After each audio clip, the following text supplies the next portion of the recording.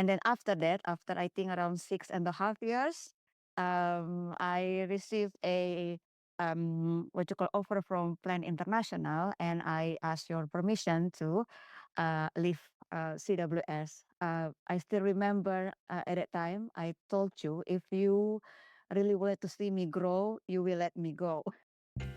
This is a podcast called Walk, Talk, Listen.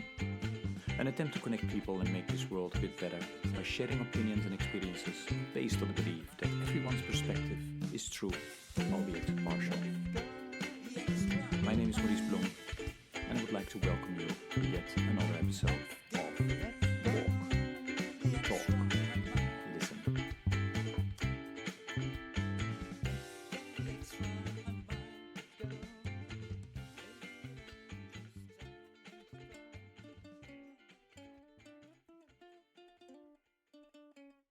A good day, everybody. This is another episode of the podcast Walk, Talk, Listen. And as always, I'm delighted with today's guest to introduce herself. Vanda, please go ahead.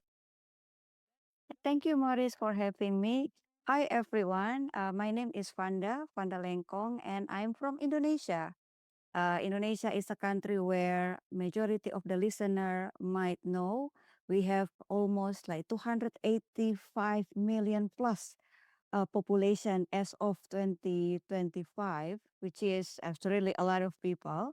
But also, we are a very beautiful country. I believe also some of the listener might ever visit my country, Indonesia, because we have a very interesting tagline for tourism, a wonderful Indonesia. And I am based in Jakarta. Thank you, Pa Maurice. and and Vanda, were you born in Jakarta as well? No, I was basically born in Minahasa. It's a small district in North Sulawesi, one of the island of Indonesia, because Indonesia have a 38 province across seven major island, and one of the island called Sulawesi. It takes 3 hours direct flight from Jakarta to reach my hometown in Manado. Yeah. Okay. And so were not only born there, but were you also raised there? Yes. So I'm come from a very small village called Waleure in Langoan. Now it become popular because our current president, Prabowo, is mentioned that he's coming from Langoan. His mother is from Langoan. So suddenly my district become popular since the previous election. So yeah, I grew up there. So I studied there my elementary school, junior and senior high school in Langoan. And then I went for my university in another town still in North Sulawesi called Tomohon. And then that's basically where I spent my childhood. I was raised in a small family. I only have one brother, and of course, two of my parents. My mom is a former religion teacher. So I was grew up in a quite conservative Christian family, and I believe Maurice know that once I work with my former organization, Church World Service. So I was really born in the Christian family. Yet, very interestingly, my father is not super Christian as my mom. So my father is just like, okay, the children can do whatever we want as long as we obey to everything that he said. So he is a little bit patriarchy at some point. However, I was grew up in a very kind of a normal family, nothing major drama in my childhood. So everything is quite okay. I'm quite a good student in my childhood. Quite okay academically from elementary, junior, and high school. Even my brother thought that I was a too kind of like smart within the family. So he felt that he cannot compete with me. There is a moment, Maurice, that he didn't admit me as her sister because we go to the different high school until junior high. We are in the same school, and because I always like get a good ranking at school, and he's a little bit just a regular average student, so he felt that he didn't admit me as a sister.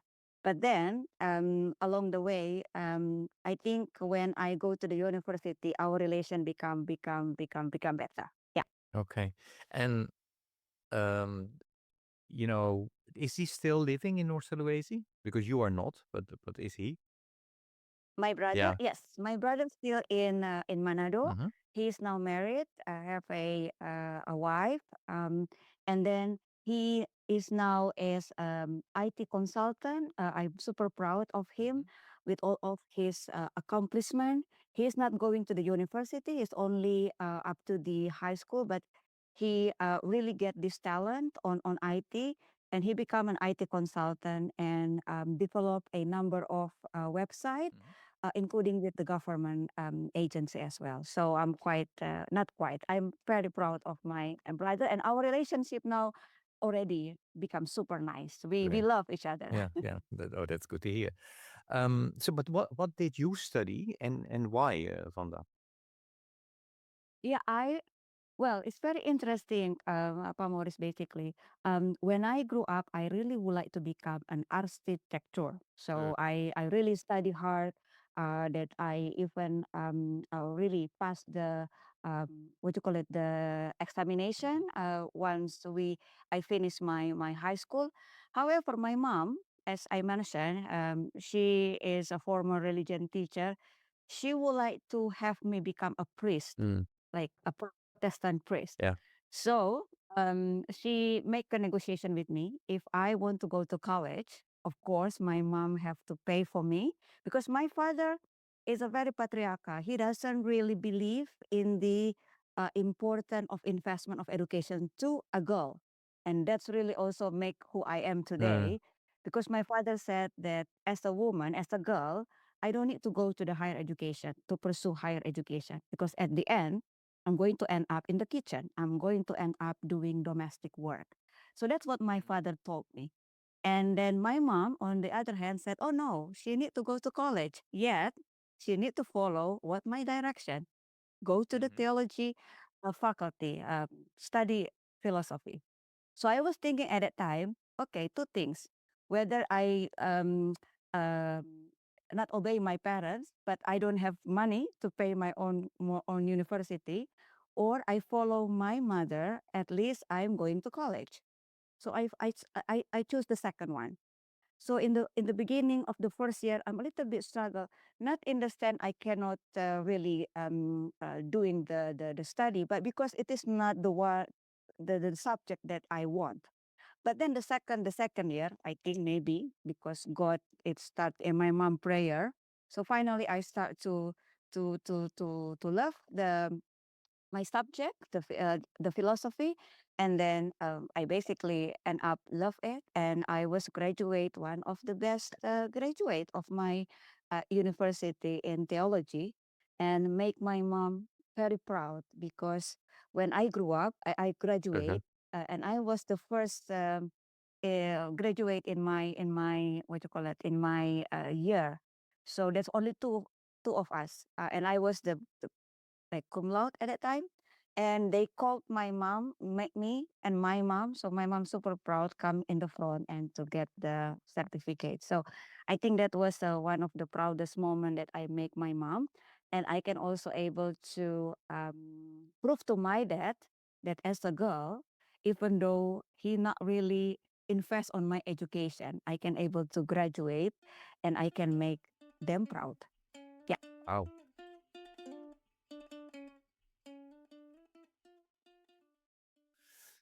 That's quite a story. And how does your dad feel now? I mean, you told me he's proud, but yeah, I mean, since then you have accomplished even more, as I'm aware. So Yeah.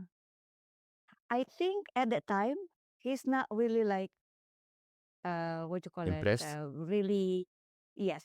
He's just like, okay, good. My daughter is graduate, and again, in terms of the financially, it's basically mainly my mom, and I also try to with the situation with my dad, my father, Maurice, I become creative in the university. I also try to help my mom because my mom is not. We are not a rich family.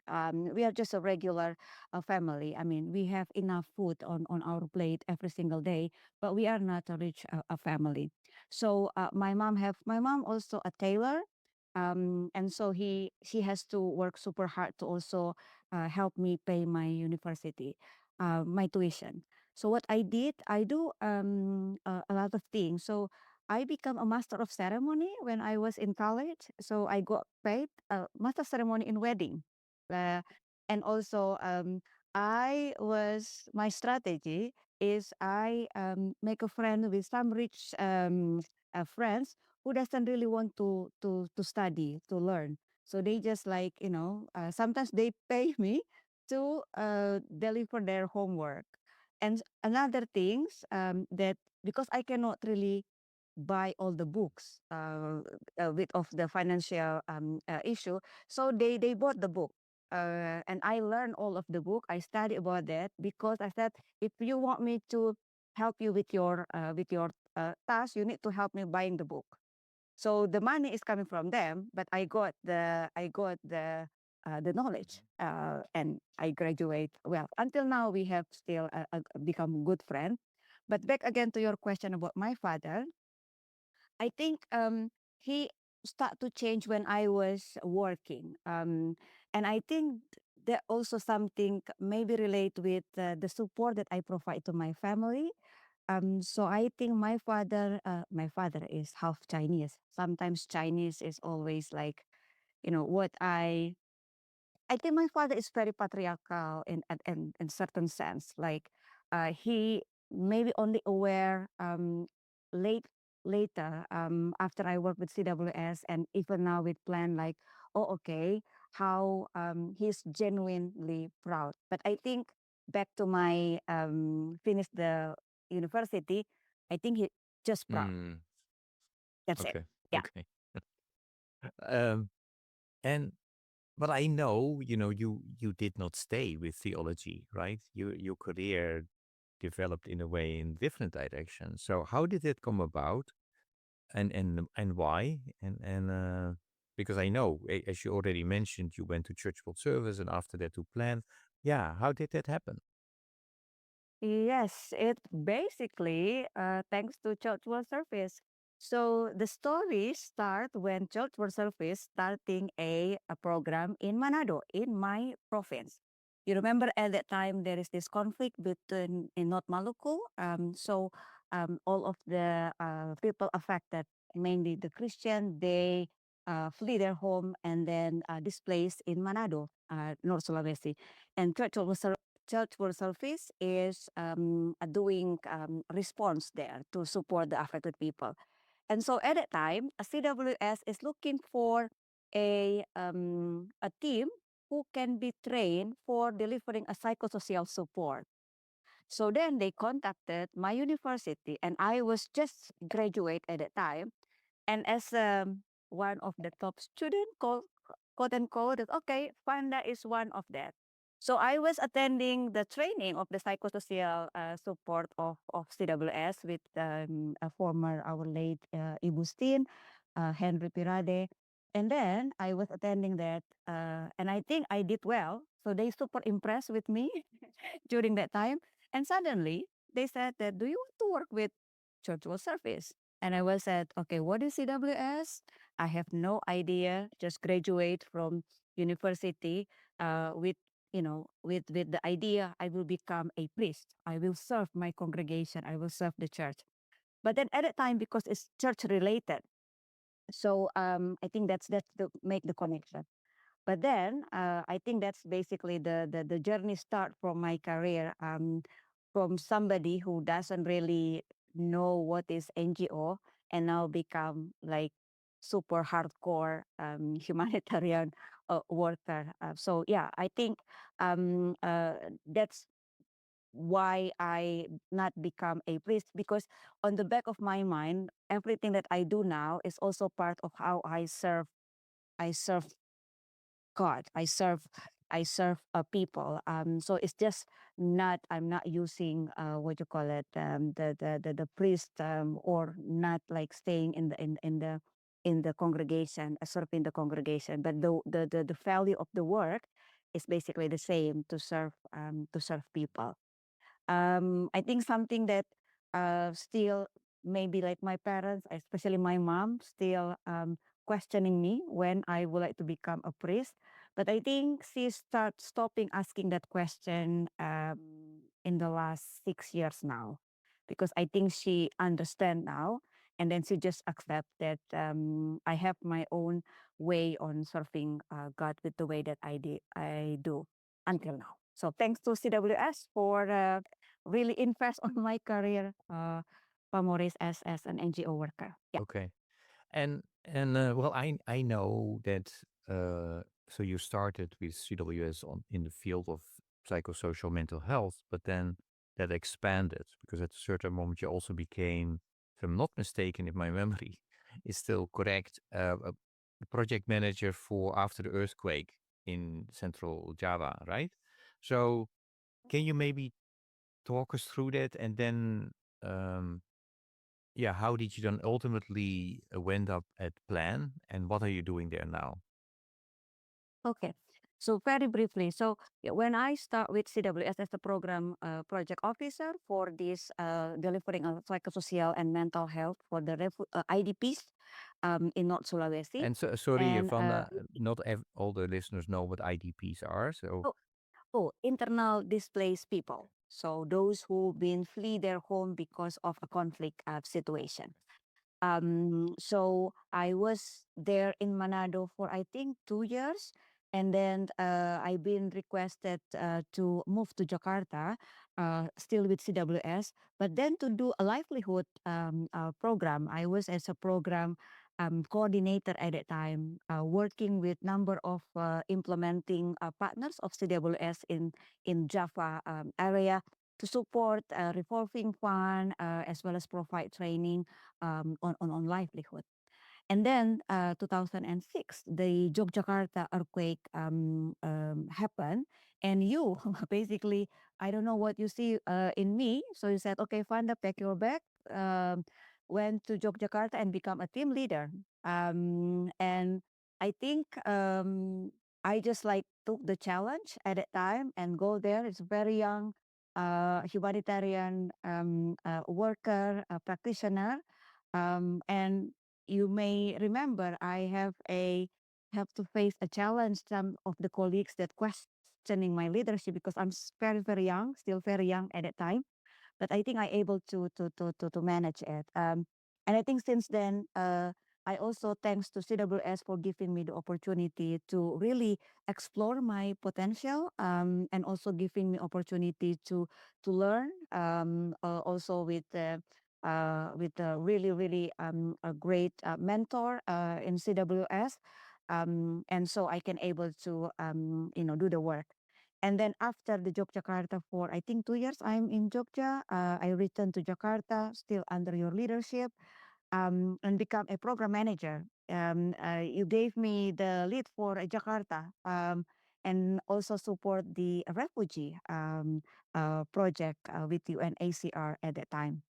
And then after that, after I think around 6.5 years, I received a what you call offer from Plan International, and I asked your permission to leave CWS. I still remember at that time I told you, if you really wanted to see me grow, you will let me go. And I can able to prove you I grow in Plan International, and I hope that I make you proud. hmm. Yeah, Yeah. no, for sure, Vanda, and it's great to yeah, to see where you are today. I have a question about the education, because did you um pursue any additional study outside of that before? Yeah, okay, tell a bit about that, and how that helped you then also to become a better humanitarian. Yeah, well, how to because you Yeah, studied theology, right? First, so yeah, yeah. yeah, yeah. That's maybe very interesting about me. I didn't go to very higher. I don't go to like a official master degree or more than that. Pamoris basically. So I finished my bachelor degree in religion and in philosophy, and then I already work. So. But what interesting about me, I attend a lot of different courses. So when I was still in the university, I was engaged in student Christian movement. That's basically I exercised my activism since I was still in college. I was attending all of the gender training, and they sent me to the Philippines. I was one of the graduate of the Youth Asia Exchange with number of young people in Asia back then. And then also with CWS, I received a lot of training on program management. But then in Plan International, I received a lot of like thematic sector courses. And I'm quite have a privilege to be sent to, like for example, to Sweden to really study about child protection in emergency, or to Washington D.C. to study about education and cluster management. Also, Plan International invest with 18 months of program management certification, as well as the senior leaders program as well. So I gain all my knowledge and my skill set not by education background per se or go to the university, but through a different courses. Some with certification, some is not. But I think it's also the way that I try to like learn by doing. I love to read books, as you may know. I also been mentored by a professional, and I came to learn and ask question if I didn't know, and I think that's really shape the way of I do my work. Yeah. Okay, great. Thanks for sharing that.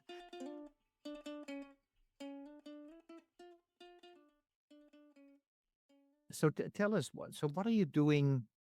So maybe tell us what was then the first job you had in Plan, and what are you doing now? Yeah. So in plan after CWS, I was hired as a disaster risk reduction program manager. So that's the first program of DRR in Plan International in Indonesia. It is basically a global program. So it is covering like six different countries across Asia as well as the region of America. So that's my first job.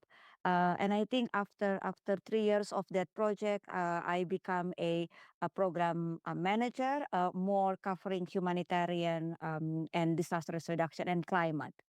And then after that, I was been requested to do a regional role in Asia at the time as a humanitarian specialist. And I think that's basically how I really like more and more focus on the humanitarian work, including DRR and environment, but become more and more. I've been deployed to a number of large scale emergency, not only in Indonesia, but also in the other countries in Asia. I was in Japan earthquake back in 2011. I was in the Philippines for the big Haiyan Typhoon Haiyan response. I was in Nepal for the big earthquake. I almost died in Nepal, by the way, because I experienced the second big earthquake, 7.9, where I was in the coordination meeting and literally almost almost died. But I think uh, die or not die, it's not about us. But if God still have a purpose in our life, we are still survive. I was deployed to Germany, Maurice, to work on the refugee influx. I was in Cox's Bazar, Bangladesh, right the first influx. I was there with seeing 750,000 people of the Rohingya arrive in Cox's Bazar, and of course, number of the different big emergency in my own country. So I think that's also. really shaped the way that I see life, and I see that it is important that the value of being a humanitarian. And now, I in the last 6 year, I was giving a responsibility by Plan International to lead the portfolio of humanitarian and resilience, including climate for Asia Pacific, where I oversee 15 country offices in Asia Pacific. And I have a chance to be seconded to the global role as well, at least even though for just 2.5 months. But I have experience being seconded to the UK before the COVID to work and then serve as in the global role. So I have been to the country from the small village in North Sulawesi in Manado to work in Jakarta, in the capital city of my own country.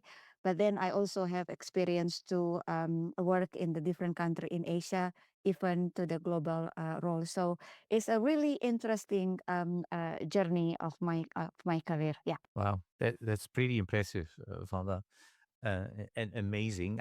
You were talking, a little bit before in terms of mentoring, that you were mentored by CWS and then also then by Plan. Um, yeah, when I recall when you started your career, we had a senior uh, a member of CWS, Ibu Steen, and you already mentioned her. Um, yeah, you know, what did you learn from her, and how are you trying to use those learnings, if any, with your younger colleagues now? Mm.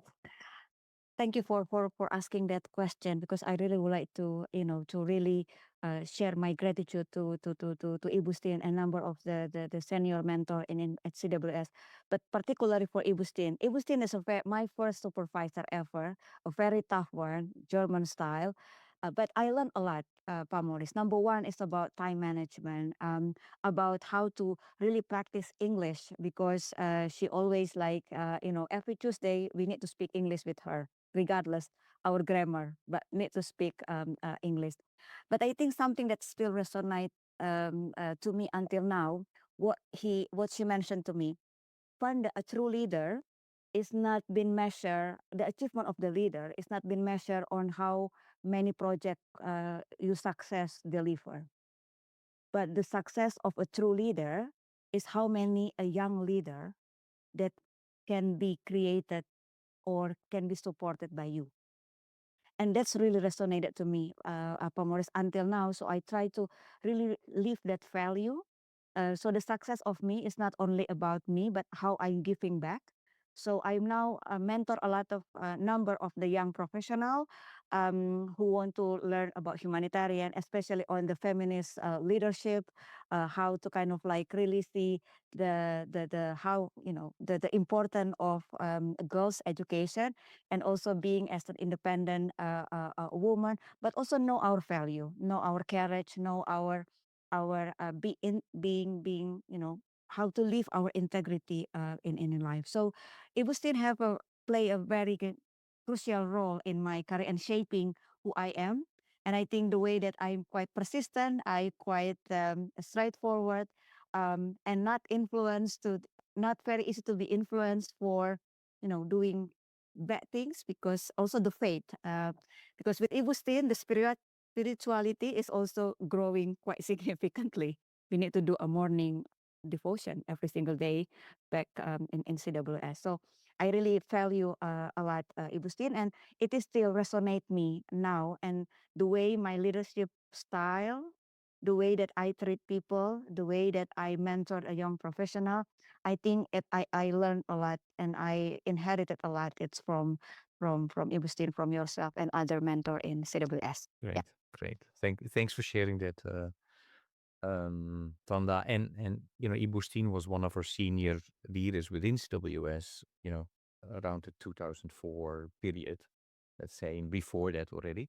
And why, yeah, and she was very much, you mentioned German style. She had her education in Germany, right? So that might have be an important influence for her. Tell a bit, Vanda. Yeah, what are you busy with at the moment? You know, and especially because a lot is happening in our sector. There is less money available. The UN bodies are receiving less money. A lot of NGOs are struggling. So yeah, how do you how are you dealing with that? Yeah, thank you for that question, Maurice. So I think, as I mentioned before, currently with Plan International, my portfolio is on humanitarian, resilience, and climate. Where with all the things that happen now, the sector is facing a lot of challenge with the funding, also funding limitation, and a lot of things that happen now with all the conflict that never ending at the moment. I think in Plan we are still okay. So my main focus as of now is really to support all of the country offices in Asia Pacific to become more prepared and ready. So I did a lot of like training to emergency response team. Also facilitate. We have what we call ready to response approach. It's kind of like preparedness process within the organization where all of the country team for different function from people and culture, communication, operation have to be ready, but also at the same time continue to do the proper analysis about the situation. And on the other hand, on the other part of my portfolio on the resilience, so there's a lot of work that I did now is promoting a community-based disaster risk reduction and really bringing the protection, gender, and inclusion integrated within the program. We did a lot of program with the community in these country offices, and finally on climate, which is on climate, my work as of now is really promoting a youth-led climate action, Maurice. As you know, that the impact of the climate change is become more and more being felt by the younger generation, children and young people. So my organization currently we committed to help facilitate really invest in an awareness raising climate education to the young people, but also at the same time, really strengthen their leadership in order for them to able to face or communicate with decision making in order to claim their right and their space within the climate conversation, because they are the not only the future, they are now, and they are the one who felt the impact of the climate change moving forward. So that's basically the few things that I'm focusing as of now. Yet the organization is being influenced with what happened now with all the funding issue. But for now, we are still okay. We are trying also to keep up with the humanitarian reset, the new initiative that launched by Tom Fletcher from the UN, and we try to also keep it up and really see to what extent the contribution of my organization towards the localization agenda. And we need to like walk the talk about that, how to really strengthen like like local CSO, civil society organization to have their capacity to contribute more and more moving forward, because international NGO might not have the same future as the local entity. Yeah. Okay, two quick questions. You were referring to the reset from Tom Fletcher. Can you explain what that means? Yeah, so because of the funding challenges as of now, I think UN as of now is trying to kind of like, and Tom Fletcher come up with this idea to really reset the way of how the humanitarian doing our work. For example, we are so much using the cluster system, and then there are number of cluster. Now with all the funding limitation, whether all of that cluster will still remain valid, or maybe we need to do differently. For example, combine or merge some of the cluster in order for efficiency, but also in order to support the work better towards the community. Because sometimes I mean, the UN and also the humanitarian sector, we are quite heavy in process, and we forget that what we need to serve is basically the people who affected. We have to be accountable for that. So I think the humanitarian research in principle is trying to review the way of the humanitarian sector is doing our work and try to be fit for purpose with everything what happened at the moment. Yeah.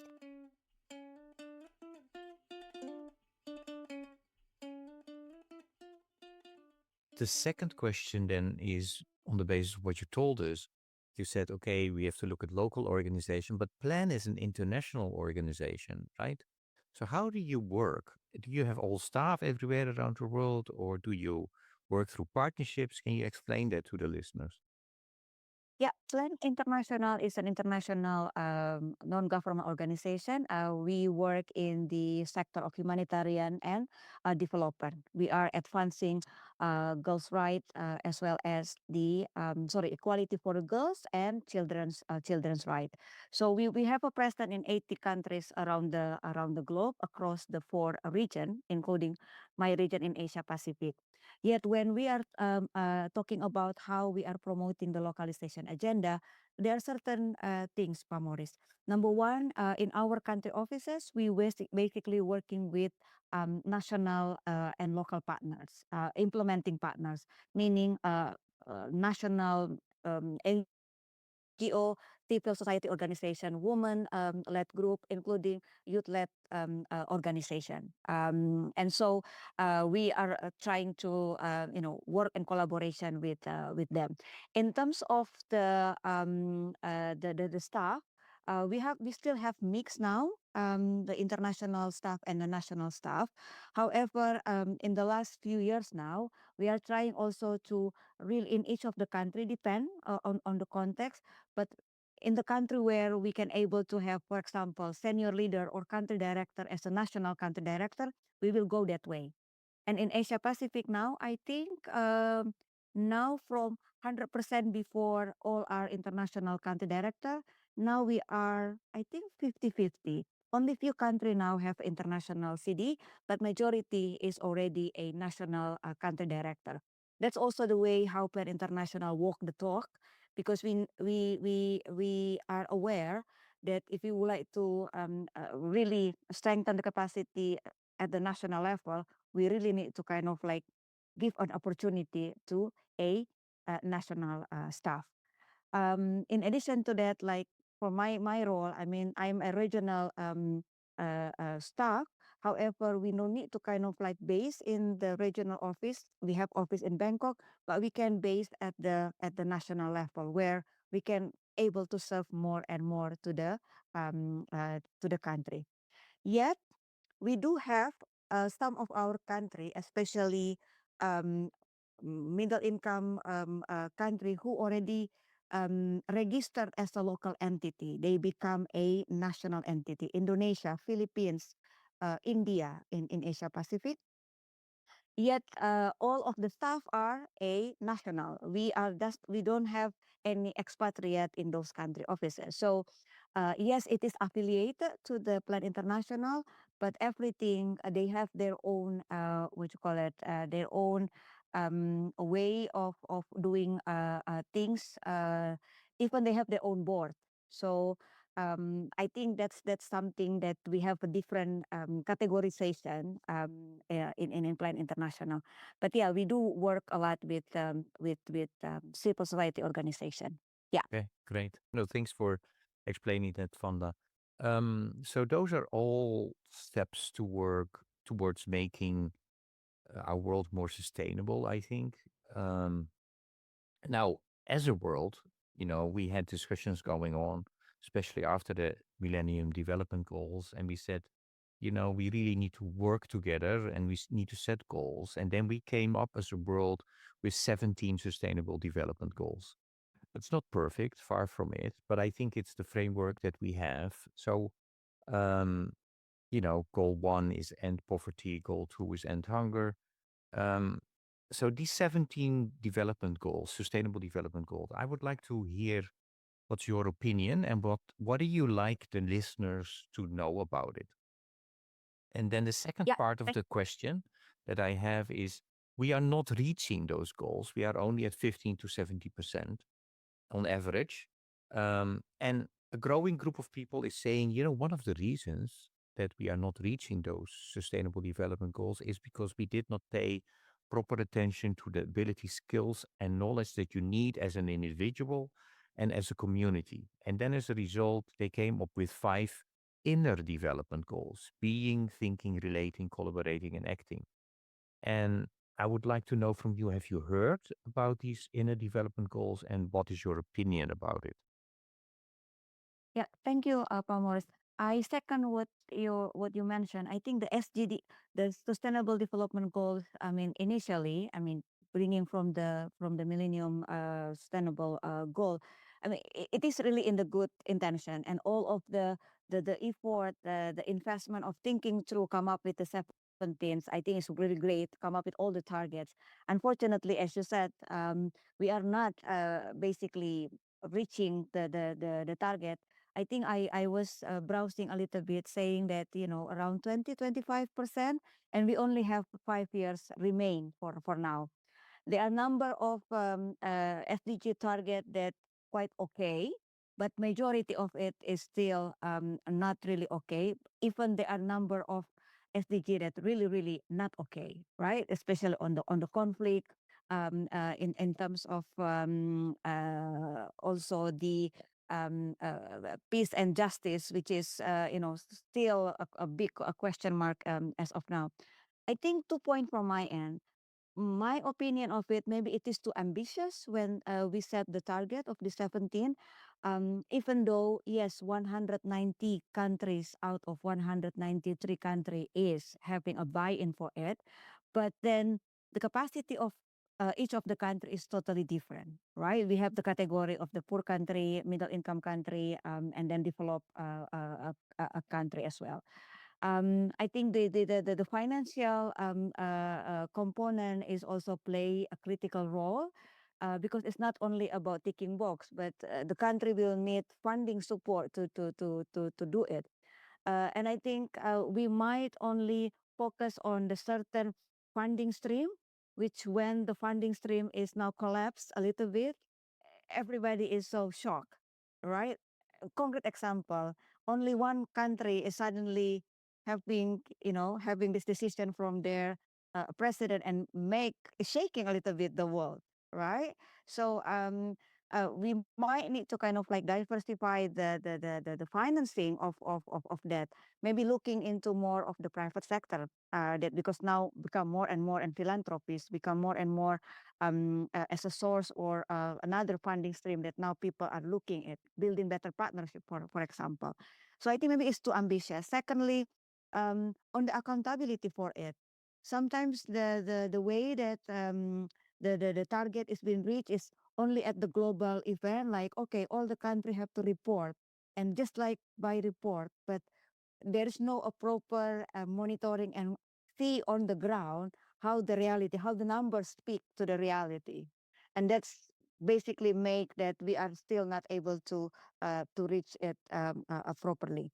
Now come to, yet I have to appreciate that there are number of a target that it is basically okay. For example, on the electricity, on provide access of internet, with all the technology now, I think we are okay for that.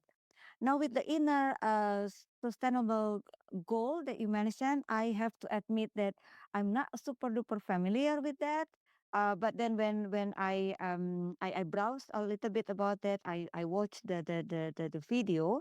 I think it's very interesting, especially it is come from university, if I'm not mistaken. The initiative of that, which I think it is okay. Maybe now the problem, not the problem, maybe the concern on how to kind of like promote it more and more, so people will know on people from different sector, humanitarian development, and so we can able to agree to what extent that we can able to collaborate further. Because like in my sector, in my organization, like me as a humanitarian and practitioner, I still kind of like focus on how to contribute further on the SDGs. In my team, in my sector, in plan in Asia Pacific, we still I don't think we talk about the inner sustainable goal, Pamoris, meaning because maybe we are still not exposed to that. So, and I found it very interesting because it's more like focusing on human, focusing on capacity development, right? With the five category. So I think it's more on how to make it more familiar to the sector and reach more audience. And so it will be more easy to see how we can able to collaborate for that. Yeah, because we have a similar output, right? To make the world a better place. Hmm. I Yeah, would like to piggyback a little bit on what you said, since we started, and because you come, out of the field of, philosophy, theology, and you seems to be a person from faith. Faith is important. So how, you know, did that resonate with you as, when you were reading the inner development goals? Did that do something in terms of, oh, yes, that's what I try to do every day, when I come to the office? I maybe call it differently, but interesting question, Pa Maurice. So when I saw this five category, right? Being, thinking, relationship, collaborating, and acting. So I think when you are asking to linking with faith, faith is an act of action, and I remember, I don't know whether you are still remember this when we were I think in Bandung or in Bali in our one of our retreat. So I was having a very interesting conversation with you. At that time, I think you also there is a moment when I'm under your leadership that I saw you like you at some point in the beginning, you also questioning Christianity, spiritual, whatever. But then there are one time that I saw you that you become very strong in your faith, and then it's resonate in the way that you are doing things. And I don't know what is the background of it, Pamoris, but I think faith is working differently in our life. It can influence us the way we are doing things. And sometimes we cannot really explain it to other people because it's about our relationship with God, right?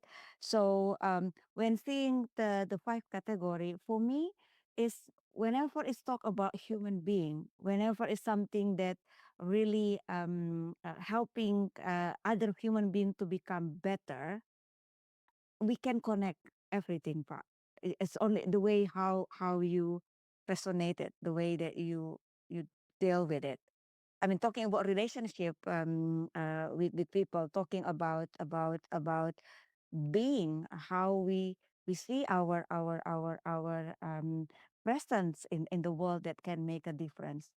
Which if we don't have faith, if we don't really resonate with our spirituality, I think it could go different way or different direction.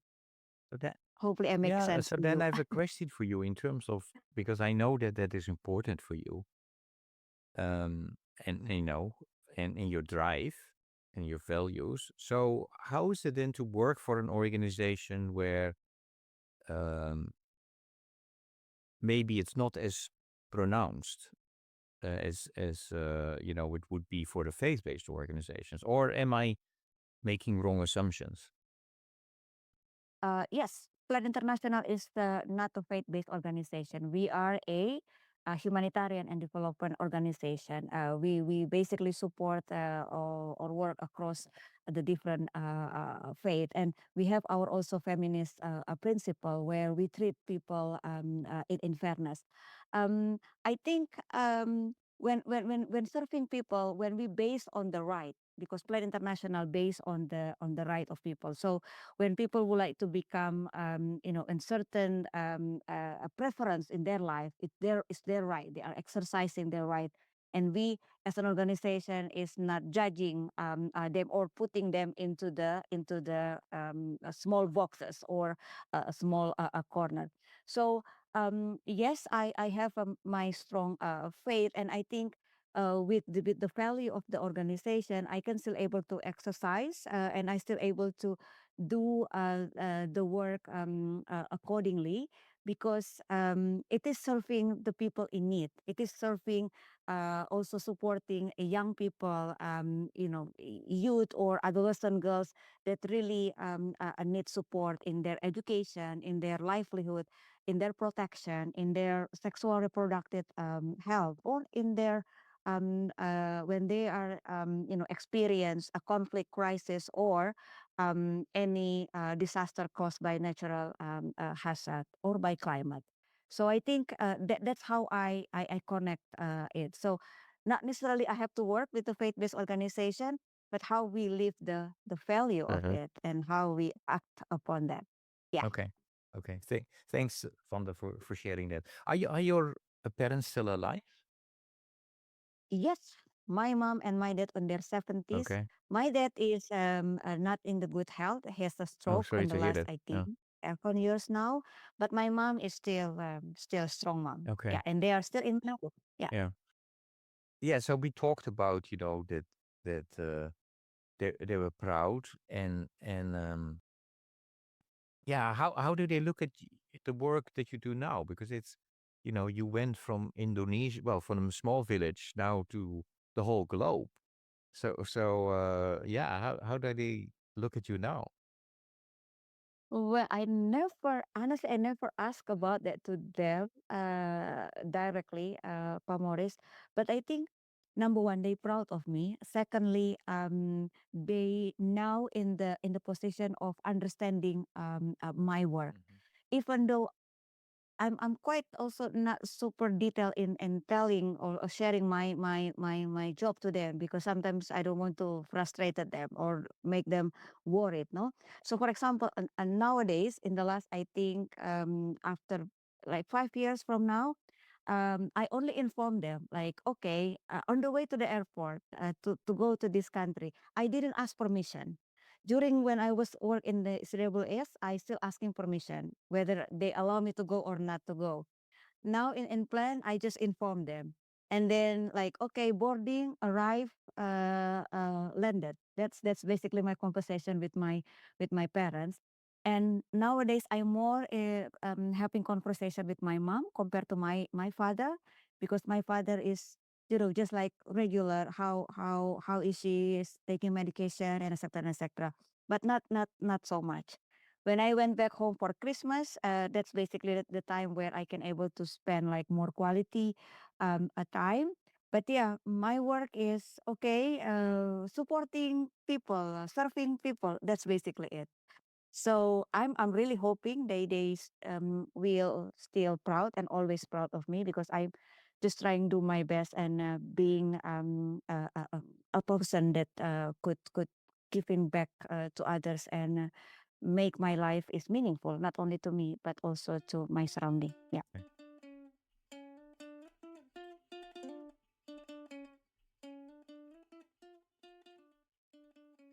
I have a couple of questions that I always ask that I would like to ask you. What I hope that the podcast is contributing to is connecting people. So we are connected. I connect you with the listeners. I'm also going to connect you with the previous guest, and we are going to strengthen that by having the previous guest asking you a question. And the question is, now you need to give me a moment because I have to find it. Well, what keeps you grounded in turbulent times? There are a lot of changes in the world, not just the world, society, community, relationships. What keeps you grounded in those turbulent times? Thank you. It's a very interesting and a really good question. Thank you for asking that question. Maybe sound cliche, but I would say number one is my faith and hope and courage and self discipline. Because regardless what happened in the world as of now, I always like try to kind of like talk to myself and make me remind me that there always a solution for everything. And again, if we are going to just follow all the turbulence, we're going to be drowned into the turbulence. But if we know where to stop and where to moving forward, or where to slow down, we can able to cope and we can able to be resilient, even though the turbulence is very very severe in our life, and try to know your coping mechanism, the resilience within yourself that can able to make you able to pass through the turbulence. And again, the faith, because I believe God gave us in the world with the purpose. I know God has a purpose with me, so I just try to exercise it as much as I can. Yeah. Okay. I know you have been in a lot of, because you described it, in many difficult situations or met people after disasters, you know, as a result of conflict where you know, worked in situations where people fled the conflict, provided psychosocial mental health after the earthquake, you know, etc. Um, if you think about that, is there an example of, you know, something that you experienced or have seen that you go back to, you know, when you are in a difficult situation where you think about that particular moment and then it helps you to, you know, to push through it? Yeah, there's a lot, Maurice, on that. When I was in Myanmar, seeing how children have to carry the jerrycan and walk 5 kilometers to take water for drinking, it's really resonate me. So whenever I be in Jakarta and seeing like how people are not really taking care of water and etc., it's really frustrated me. Or when I in Cox's Bazar, seeing like how many people like stay in one small shelter, and being as a woman, I almost faint, just like 30 minutes being in the camp in a very hot temperature. When I have my period, for example, I cannot really imagine they stay in the very small, like 3 type 4 meters shelter, and with the very limited water, how they can able to survive with that. And final moment, I was in Haiyan response. At that time, I still see like that body, as well as how even for us as the humanitarian worker, we've been given just 1.5 liter water for every day, like because we cannot have a lot of drinking water at a time. So how also I have to share with some other colleague who need more water than me. So those kind of things that always resonate me. Whenever I be in a very difficult situation, I always think through that if they can able to survive, then we can as well, because we are now living in the quite better condition, but also shaping how I see life. For example, I living a very frugal living. Whenever I bought something new, I think through, okay, what kind of, if I want to buy one t-shirt, new t-shirt, I need to come back home and said, okay, in my wardrobe, one t-shirt that I have to give away. And if I really want to buy it, whether I need it or just I want it, that's really shaping the way my life as of now, because I think regardless how much money that we have, it's not about you spending your money, but how your money you can able to maybe use it for support other people. You buy coffee like $10 or $7 1 cup, but then that $7 can be used to buy number of rice for other, those kind of things that I hopefully that it make a difference. Yeah. Your question for the next guest. Yes. If the next guest will be given one superpower, and then only can able to use one time, what that superpower he or she can able to use in order to make a difference to the crazy world as of now. Yeah. Okay. Um, you know, Vanda, music is very important to me, so I always have a question about music as well. And the question is, if I ask you to come up with a piece of music or a song that best embodies what you are about, for a big part, which song or piece of music would that be and why? Okay. Can I have two songs, Pak? Well, Number one, boleh tawar. Yes, two songs is fine. two song. Number one is The Good Life from One Republic. It's an American pop rock band from Colorado. It's a really a good song. I think maybe it's not resonate the whole of my journey, but back in 2023, I have a health issue, which really changed the way also I do my working style or exercise my working style. And I also know that I've been given second chance by God for that. So this song is really um, uh, um, um, telling people how to celebrate life, focus on the positive vibes, and living in the present moment, because we need to celebrate life, because life is already like a good life. So that's really resonate me when I have this my health issue. Secondly, is Adventure of a Lifetime Coldplay. Not because Coldplay now become have a very interesting topic in the world. It's the British rock band from England, and then I really love this band because the way that they do the concert, they always think about environment. So they always giving back to environment. They do concert in Indonesia. They have this renewable energy, solar panel, and then the fans can able to do a bicycle for generate power. And when they finish doing the concert, they provide something to the country to really manage waste or something. And one of the song is Adventure of a Lifetime. Again, is a song about how to become resilient and encourage people to see different possibility in life and go for it. Seize the moment, Pak. Okay, Coldplay. that's great. And we will Yeah. add those two songs to a playlist that we developed on Spotify. If you go to Spotify and search for hashtag Walk Talk Listen, you will see the playlist with all the songs that are selected, and your two songs will be added to that.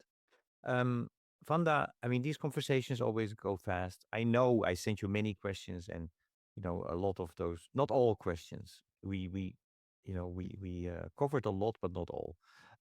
Is there any question I did not ask you today that I should have asked you?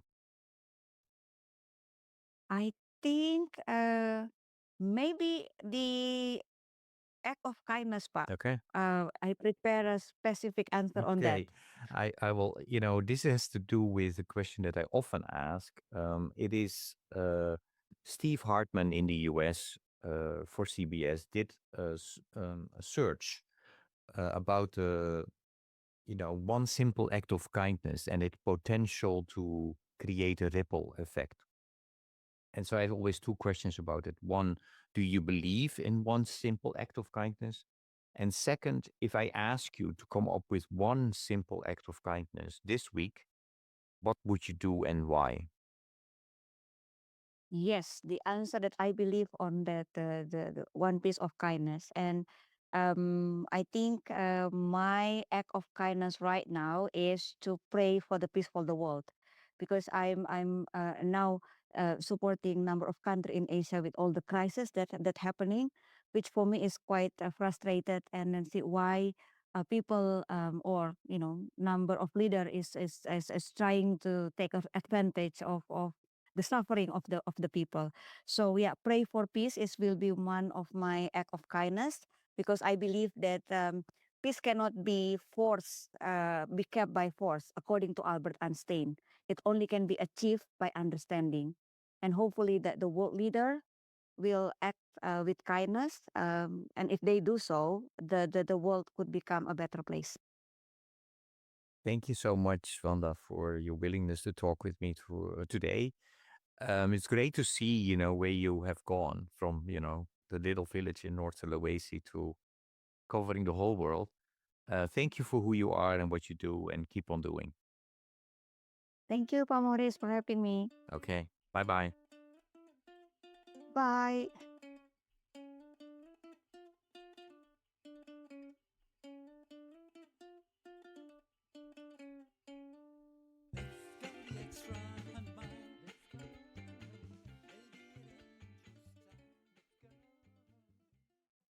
Thank you for listening to Walk, talk, listen.